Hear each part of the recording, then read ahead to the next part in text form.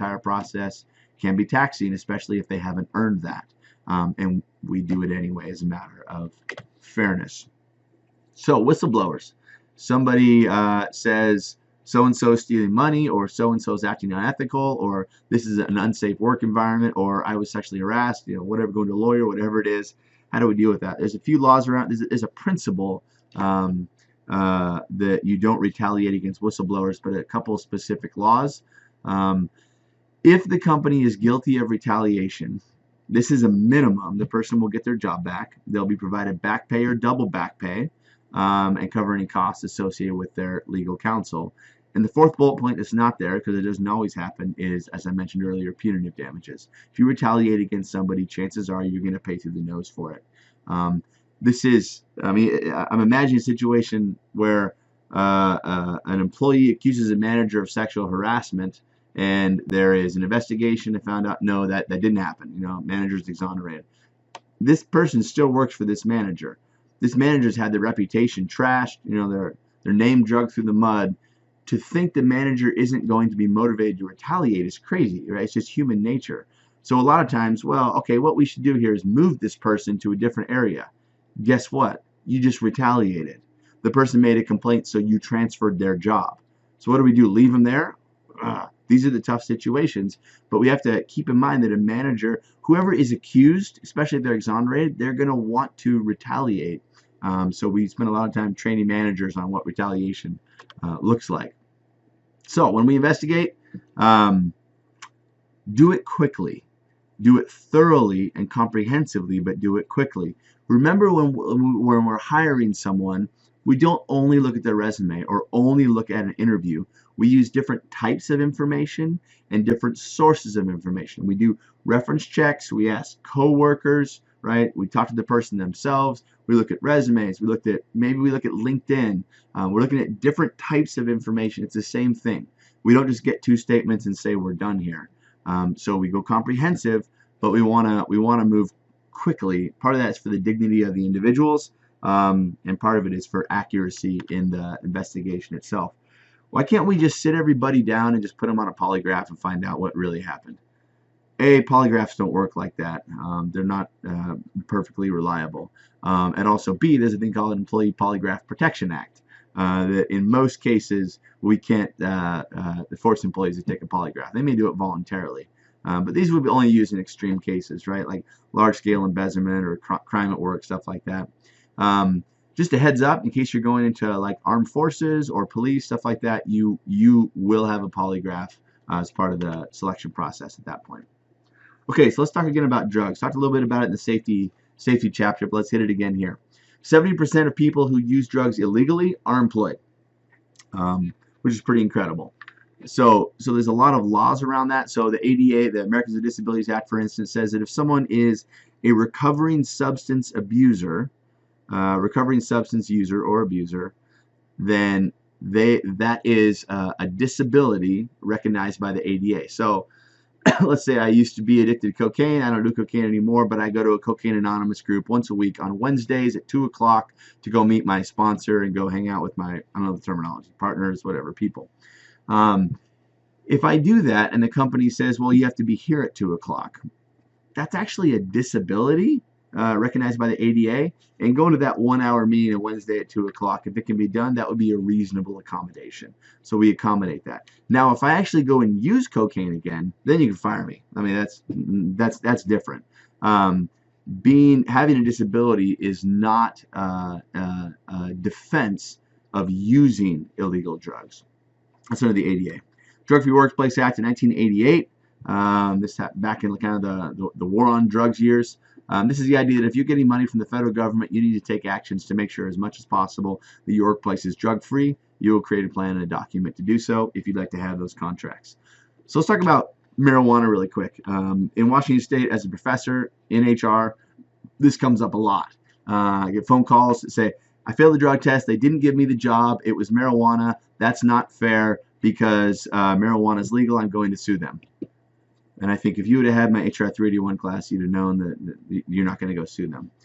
So there are several states now and more adopting. We'll see what happens at a federal level for recreational use of marijuana, the active drugs THC. So I put this really beautiful little graph Venn diagram here, which is actually not that beautiful or useful. But let me explain this really quick. So you see the little yellow thing there. It says horrible, costly, violent, stealing, unhealthy employees. So these are people that you don't want anywhere. You don't want them around your kids. You don't want them around your family. You'll visit them in jail and bring them Starbucks and wish them well. But they're people you don't want to be around. You certainly don't want to be employing. They're expensive. They steal. They're violent, etc., etc. So, am I putting a label on employees? I don't know. Maybe. I just know that I've worked with a few of them.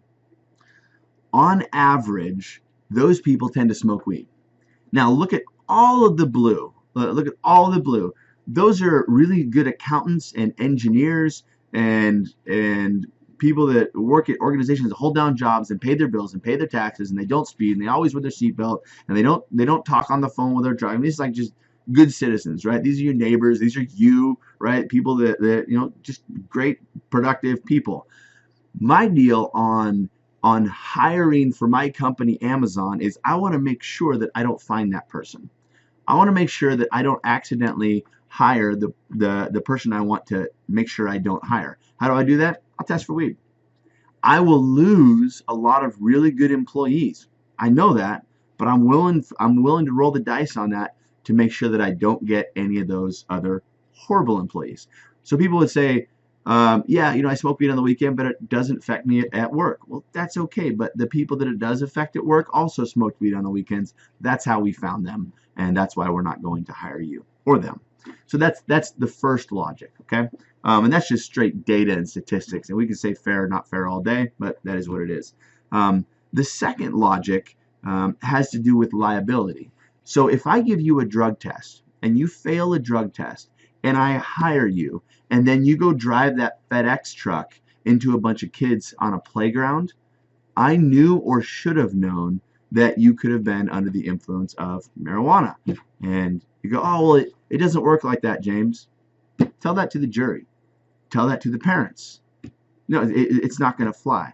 So you have not only a moral and ethical component, of course, regarding safety, but you also have a legal component now where I knew or should have known this person had, in this case, mind-altering substances, which so is caffeine, I get it, but mind-altering substances in their body, in their biology, and I let them go to work. So, case question comes up, in case you've always wondered, if it's legal in Washington, how is it that firms can still test for it and not hire you or fire you? They can have their own zero tolerance policy and they can enforce it. Okay, conducting drug tests. Here's the big here's the big idea regarding conducting drug tests. It's number one, when the test, when job consequences outweigh privacy concerns. So I'll give you like kind of my opinion. This isn't fact. So do we need to go through the Department of Psychology at my university and test every single psych professor to make sure there's no marijuana in it? Probably not, right? It probably is not going to mess up their jobs. That's not going to be a big deal. What about pilots? Yeah, we're going to test pilots and truck drivers and forklift drivers and people that operate complex lethal machinery. Or how about people that are designing and manufacturing weapons or even weapons of war? Yes, we're going to test you. Oh, but I smoked weed on Friday. I'm okay on Monday. I don't give a crap. No, the job consequences, what you do, it far outweighs your concern about, oh, stay out of my weekend organization. So that's when we do it. As a company, do we want a culture of going around and giving urinalysis at random just so we can find out who the bad person is? Probably not. It's probably not what you want to do.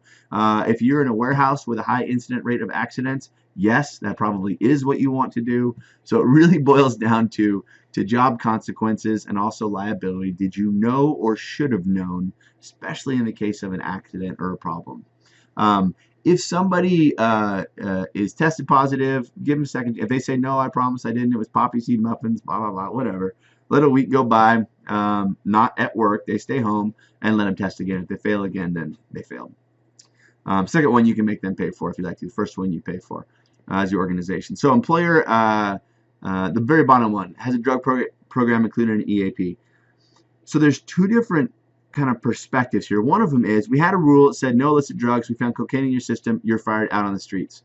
Maybe, maybe that's fair. Maybe that's just. But the idea is, like, is it right? Is it right by the employee? Is it right by society? So this is, if you can, and my recommendation is try to make it so you can, help them out. They were there. You have an EAP. A lot of firms have EAP is Employee Assistance Program. That is, no, you can't come back to work here. We're not going to pay you, but we have thrown this little bit of money off to the side called an EAP. If you go there, help you out, maybe rehab, get clean, come back, re-interview, retest. We'll put you on a probationary period where we're testing you every few weeks or whatever. Kind of give them a chance, give them something to look forward to earn their spot back. The recovery rates in those situations for people, I think everybody, I have like faces, including family members in my head who I know and who I love, and I'm sure everybody has those stories of who gave that person a chance, like who gave them a little bit of hope to get back on their feet. Oftentimes it's the company. It's a great thing to do if we can and are willing to do that. So again, policies: test after accidents. You can test on random and reasonable suspicion. Those are kind of the three main things. Other than Department of Transportation, you're going to have more frequent intervals. The big thing on when you're testing, doing drug testing in the workplace, is employees have to know, not when it's going to happen. Surprise tests are the most accurate, but they have to know that it could happen at any moment. So that needs to be in the employee handbook, and they need to see it. Santa Claus, I just wrote a handbook for a company, and there's a page on there that says, I recognize at any moment, this could happen. Sign off so everybody knows it's going to happen. Because otherwise you say, well, how was I supposed to know? That's not fair. If you can tell them in advance, you win. Oh, we got this. Okay, employee handbook, as I said, essential policies, procedures. Make sure it's written such that, like when I write a handbook for a firm, if I'm consulting with them, I will say, give me the average reading level of employees at your company. It needs to be able to be understood by everybody. Whenever lawyers write employee handbooks, you just read it and be like, who's going to even understand this? Are you kidding me? So it needs to be kind of digestible by all employees who are there. Employee discipline. Boy, this is fun. We focus on behaviors and results, not on traits. So we're not disciplining an employee because they're a dirtbag. We're disciplining an employee because they engage in sexual harassment. So we focus on dealing with behaviors, not necessarily dealing with individuals, assaulting identities, stuff like that. These are we call it progressive discipline, right? You have some different tools in your toolbox: counseling, written documentation, all the way up to termination. It usually goes something like this. First offense, verbal warning. Second offense, written warning. Third offense, suspension, and you're about to lose your job. Fourth offense, you're out.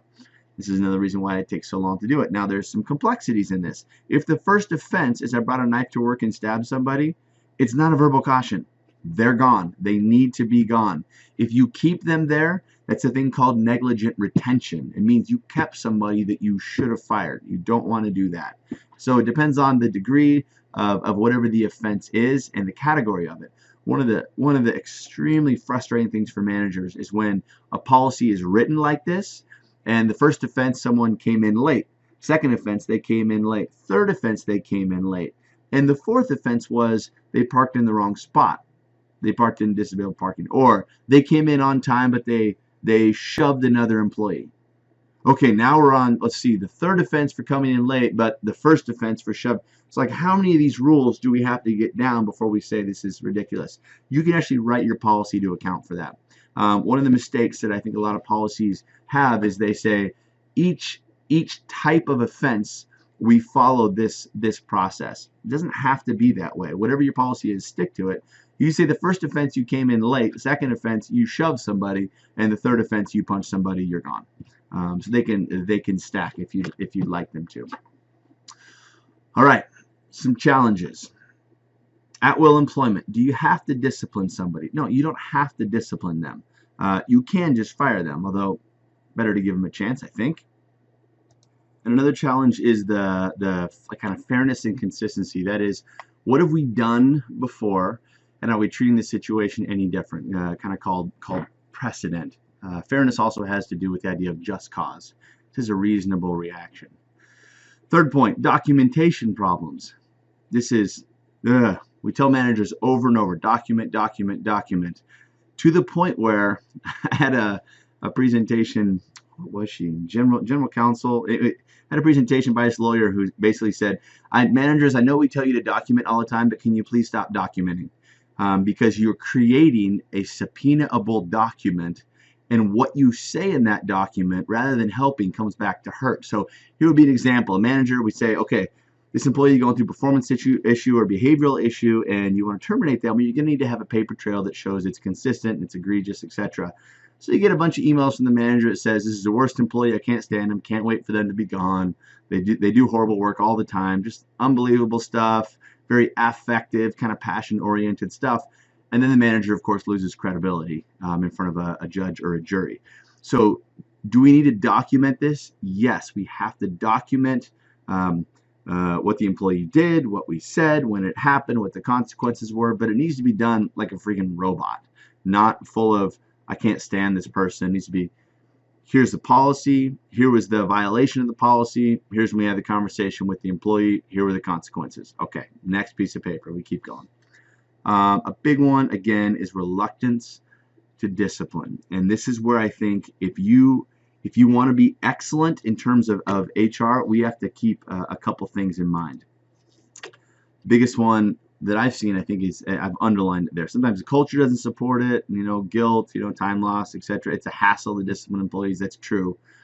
But we get this idea that HR people, so let's say I've got 30 managers that I support, and each of them have 15 employees. Let's just go with that. Those managers work with those employees often for year after year after year, certainly month after month. Families know each other, they've shared inside jokes together, etc. And now we're to a point where there's going to be discipline. It costs me as an HR person, it costs me nothing to say, here's the plan, go have the conversation with the employee as their direct manager, I'll be there if you want me to, and the consequence, the next one is suspension, and after that is termination, and they need to know that. And my manager hangs his or her head low and walks out of my office sad. Why? Because it's going to cost them something. Not just time and reputation, it's going to cost them a relationship. I can't sit down with a friend and say, if you don't do better at your job, I'm going to fire you, and then be like, next year, oh yeah, we're all just hanging out together playing a baseball, softball game. No, we're not. It's different. So it doesn't mean don't do it. We have to do it. But as an HR person, I think that's where we engage and go like, how do we support you? Is there a way we can make this better where it doesn't, hurt the relationship so much, but we can stick to what needs to be done in terms of the organizational objectives. Finally, if it ends up going down this route in termination, you fire someone, do it quickly. Don't let someone languish in the job, but don't do it so quickly that you overlook important details. You want to state it clearly in front of when you sit down with them. You don't sit down and go, well, it kind of looks like we might be moving toward, looking for new opportunities. No. You're fired. It's effective on Friday, or we're ending or you're going to resign, or whatever you want to call it. But like we're done here, effective this day. Here are your benefits. Here's some paperwork on the way out the door, etc. Got to be quick, because otherwise you get pushed back and it turns into an argument. Never bring up anything new. Like you're terminated for this and this and this reason. And the employee's like, what are you talking about? It's only been one thing. What were those other two? And then you start from scratch. Make it clear. Don't bring up anything new. If you want, sometimes we'll do a separation agreement. This is in exchange for severance pay. You're going to basically sign this paper. It's a waiver of a right to sue. And the employee will say, well, what would I sue for? Probably, hopefully nothing. But just in case you try to come up with something, you're going to sign this paper if you want this severance package. So, fun stuff. In some ways, like partnering with managers and helping employees who've had a setback and can move through it, but inevitably terminations happen, and I don't know any people that take great joy in them. They're not fun, but they are part of the business and occasionally need to be done.